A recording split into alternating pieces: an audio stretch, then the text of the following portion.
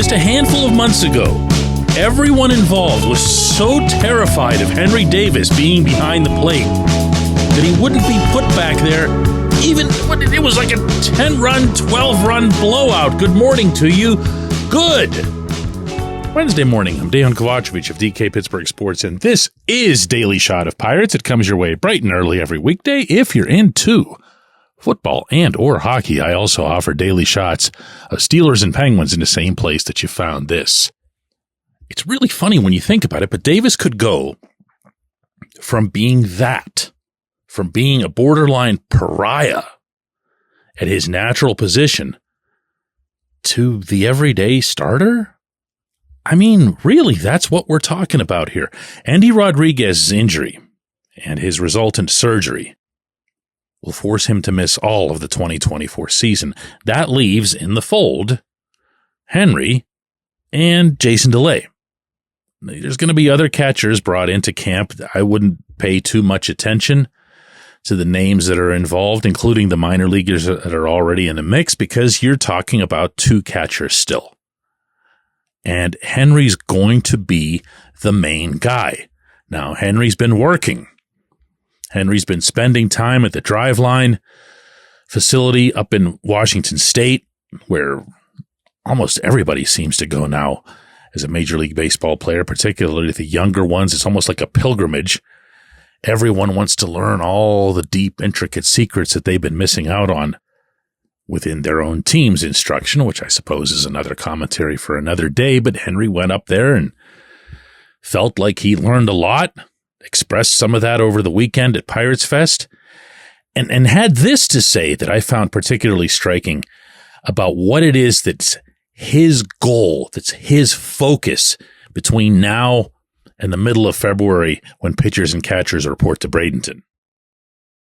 I think for me, that's the most important piece of catching. Like, I know there's a lot of different ways and certain things that are easier to measure than others, but I think at the end of the day, like, I'll grade myself on if guys want to throw to me or not, and that's a really good indicator if you can really get on the ssame page as a guy and, you know, be able to do whatever an individual guy needs, because they're all different. And, you know, one might want a certain type of target, another one might want a different one, and being able to do different things will help in that nature. See, when you hear that, it might not sound like anything. What's that mean? I want the pitchers to want to throw to me. Actually, in the baseball culture, for a catcher, it means almost everything.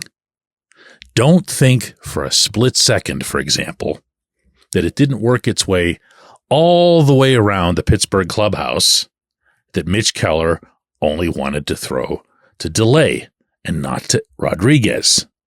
Why did he get to throw to DeLay? Because he was throwing great. And why, if you're Derek Shelton, would you mess with that? Now, eventually, Keller did have to throw to Rodriguez, and he did so with pretty decent results, which is another thing that managers will get to, because nobody likes to be handcuffed by a specified battery preference. But the worst part of it is that it really stings the catchers. They really don't like that. They don't like hearing or even sensing that a pitcher doesn't trust them, doesn't feel that they can catch a full count slider with the bases loaded, doesn't feel that they'll be able to bail them out on a pitch in the dirt, doesn't trust that catcher to frame a strike that they feel is a strike. And Henry's going to have to earn that, and he knows that.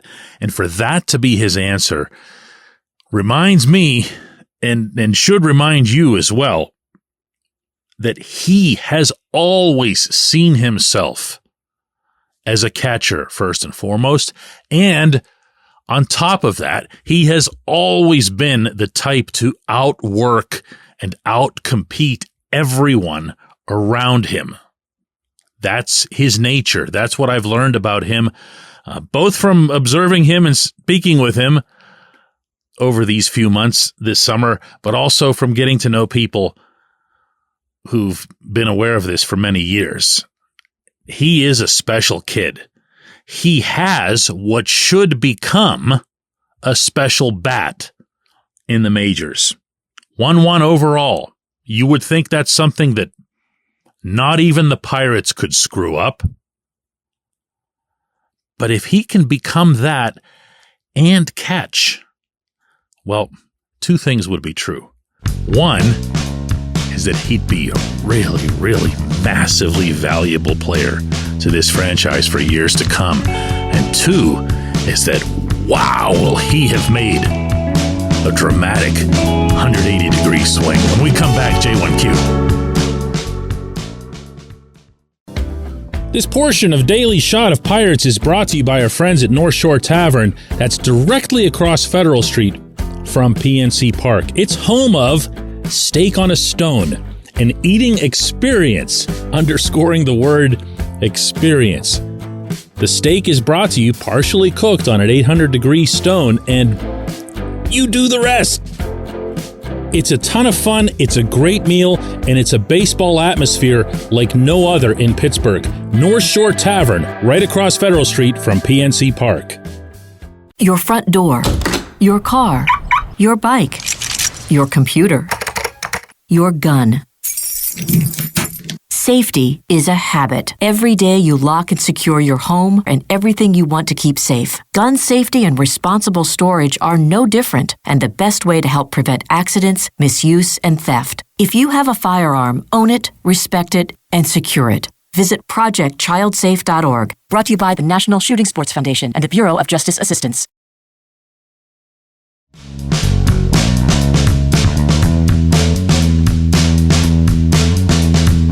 Today's J1Q comes from Tim, who says, DK, your Baseball America-based daily shot from Tuesday has me thinking about Joel Hanrahan. Didn't Mitch Keller give him credit for helping to get him back on track in 2021 when he got sent down to the minors?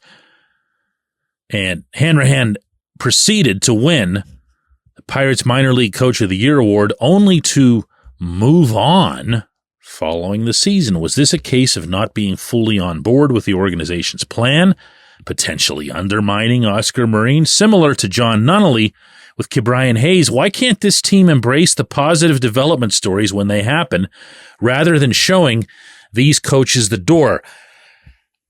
I've been over both of these cases individually, Tim, on this program in written form and beyond.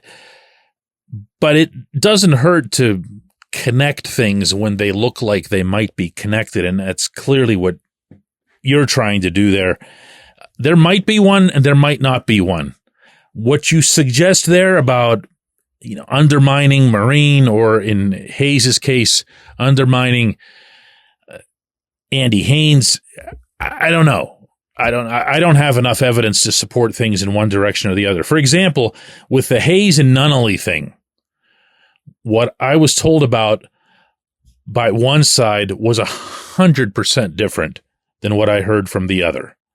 On one side, it was Nunnally did this. Nunnally worked his magic. Nunnally was shuttling back and forth from Altoona to Pittsburgh to make it possible.